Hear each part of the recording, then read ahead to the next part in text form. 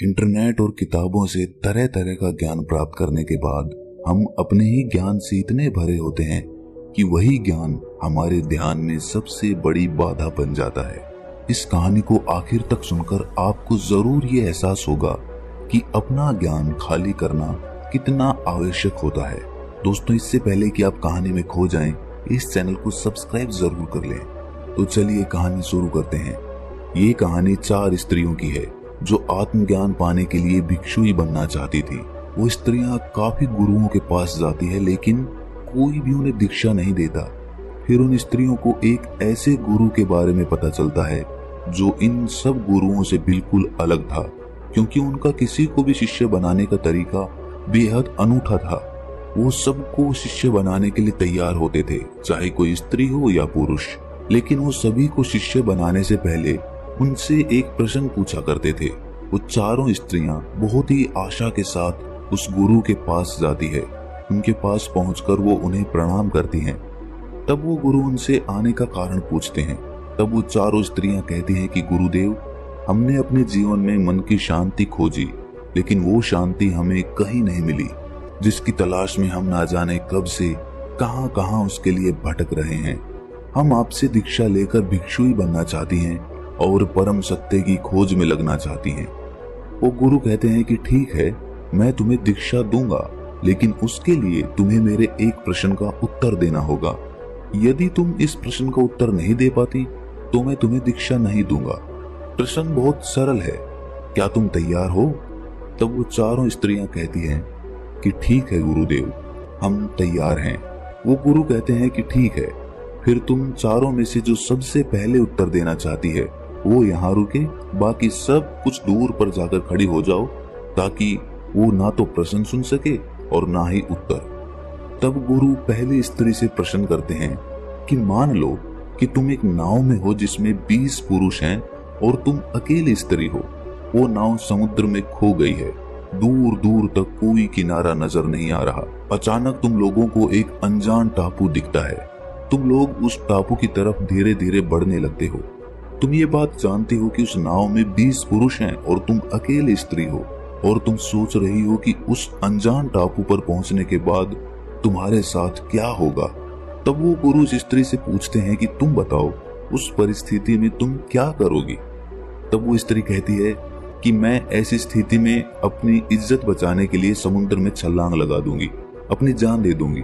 शायद आप में से भी कुछ लोगों को उस स्त्री का उत्तर सही लगा होगा, लेकिन वो गुरुदेव उस स्त्री से कहते हैं कि तुम अब जा सकती हो, तुम्हारा उत्तर गलत है।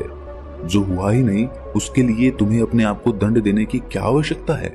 उस स्त्री ने ये उत्तर बहुत सोच समझ कर दिया था, लेकिन गुरु कह रहे थे कि ये उत्तर गलत है, और वो स्त्री बहुत ही निराश होकर वहां से चली जाती है। तब दूसरी स्त्री आती है। गुरुदेव उससे भी यही प्रश्न करते हैं कि मान लो तुम एक नाव में जा रही हो, उस नाव में 20 पुरुष मौजूद हैं और तुम अकेली स्त्री हो। वो नाव समुद्र में कहीं खो गई है और उसे कोई किनारा नहीं मिल रहा। अचानक तुम्हें एक अनजान टापू नजर आता है और तुम लोग उस अनजान टापू की तरफ बढ़ने लगते हो, और तुम्हारे भीतर ये चल रहा है कि तुम अकेली स्त्री हो और वहां पहुंचने के बाद तुम्हारे साथ क्या होगा। गुरु कहते हैं कि तुम बताओ, इस परिस्थिति में तुम क्या करोगी? वो दूसरी स्त्री कहती है कि ऐसी स्थिति में मैं स्वयं को उस नाव में मौजूद सबसे शक्तिशाली पुरुष को स्वयं को समर्पित कर दूंगी, क्योंकि एक शक्तिशाली पुरुष उन 19 लोगों से मेरी रक्षा करेगा।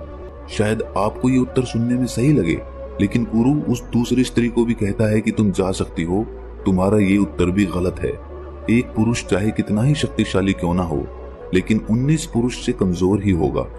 वो स्त्री भी निराश होकर लौट जाती है। तब तीसरी स्त्री की बारी आती है। तब गुरु उससे भी यही प्रश्न करते हैं कि मान लो कि तुम एक नाव में जा रही हो और उस नाव में 20 पुरुष मौजूद हैं और तुम अकेली स्त्री हो, और वो नाव समुद्र में कहीं खो गई है, उसको कोई किनारा नहीं मिल रहा, और अचानक तुम्हें एक अनजान टापू नजर आता है और तुम लोग उस टापू की तरफ बढ़ने लगते हो, और तुम्हारे भीतर भी यही चल रहा है कि तुम उन 20 पुरुषों के बीच अकेली हो, और वहां पहुंचने के बाद तुम्हारे साथ क्या होगा। गुरु कहते हैं कि तुम बताओ, तुम इस परिस्थिति में क्या करोगी? तब वो स्त्री कहती है कि बाकी सब तो ठीक है, 20 पुरुष हैं, मैं अकेली हूँ और नाव समुद्र में अनजान टापू पर खो गई है। परंतु इसमें समस्या क्या है? असल में वो स्त्री पेशे से एक वेश्या थी। वो कहती है कि वो पुरुष हैं और मैं स्त्री, वो अपनी जरूरत पूरी करेंगे और मैं अपनी, इसमें समस्या कैसी? तीसरी स्त्री का उत्तर सुनकर गुरु कहते हैं कि तुम्हारा उत्तर भी गलत है, जाओ और उस आखिरी स्त्री को भेजो।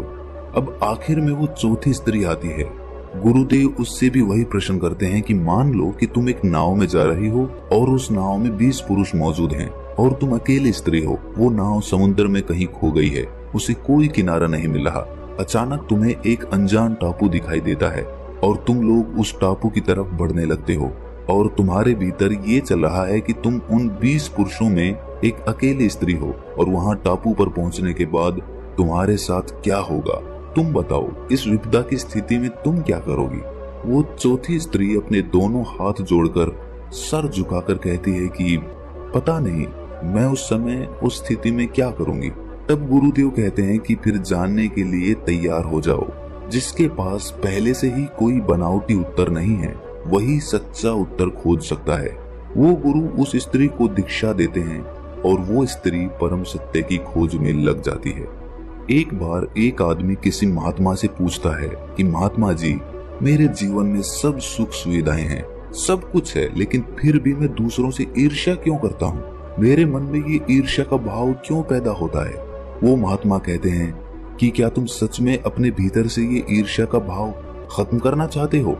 वो व्यक्ति कहता है कि जी महात्मा, मैं अपने जीवन से पूरी तरह से ये ईर्ष्या का भाव खत्म करना चाहता हूँ, क्योंकि इस ईर्ष्या ने मेरे जीवन को नर्क बना रखा है। ये सुनकर वो महात्मा कहते हैं कि तुम्हारी सबसे बड़ी सफलता यही है कि तुम स्वीकार कर रहे हो कि तुम्हारे भीतर ईर्ष्या है। बहुत से लोग तो ये स्वीकार ही नहीं करते हैं। वो ये तो देखते हैं कि उन्हें पीड़ा है, लेकिन ये पीड़ा किस बात की है, किस कारण है, ये नहीं देख पाते हैं।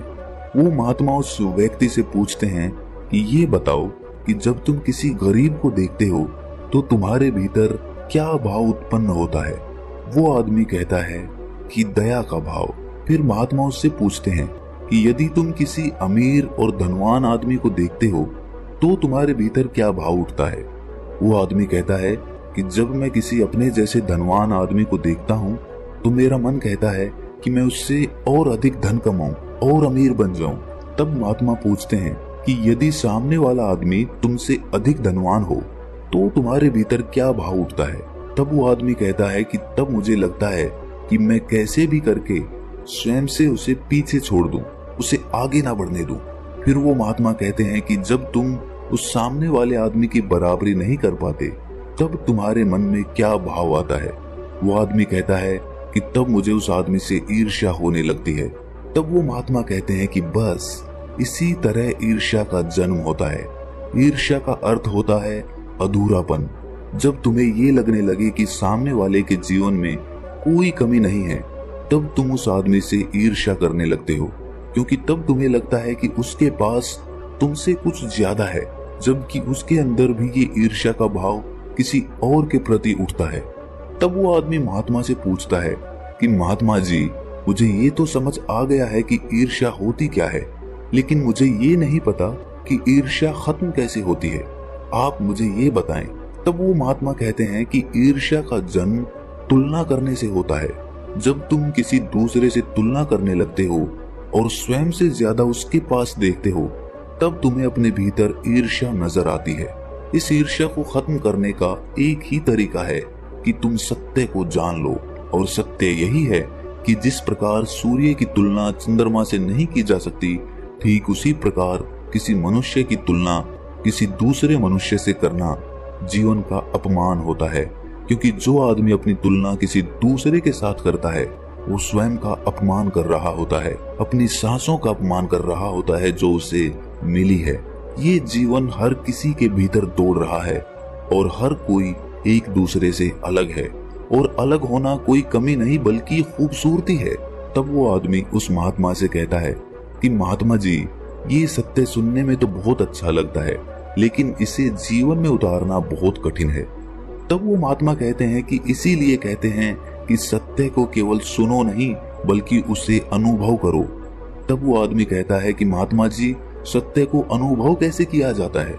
इस पर वो महात्मा कहते हैं कि जिस प्रकार तुम्हें अनुभव है कि आग का स्वभाव जलाना होता है, पानी का स्वभाव प्यास बुझाना होता है, ठीक उसी प्रकार इस मन का स्वभाव पता होना चाहिए।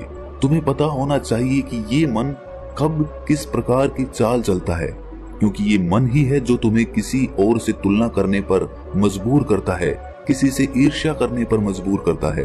वो आदमी उस महात्मा से पूछता है कि महात्मा जी, इस मन का स्वभाव कैसे पता चलेगा? तब वो महात्मा कहते हैं कि ध्यान के द्वारा। ध्यान ही एकमात्र ऐसा रास्ता है जिस पर चलकर आप अपने मन के भाव समझ सकते हो। इस पर वो आदमी कहता है कि परंतु ध्यान करना तो बहुत कठिन है। तब वो महात्मा कहते हैं कि ध्यान करना तो कठिन है, लेकिन उसे होने देना बहुत सरल है। वो आदमी कहता है कि महात्मा जी, ध्यान होने देने का क्या अर्थ है? वो महात्मा कहते हैं कि जब तुम ध्यान करने का प्रयास नहीं करते हो तब ध्यान खुद ब खुद होता है, जिस प्रकार सांसें खुद ब खुद चलती हैं। वो महात्मा उस आदमी से कहते हैं कि क्या तुम बिना कुछ किए एक जगह बैठ सकते हो?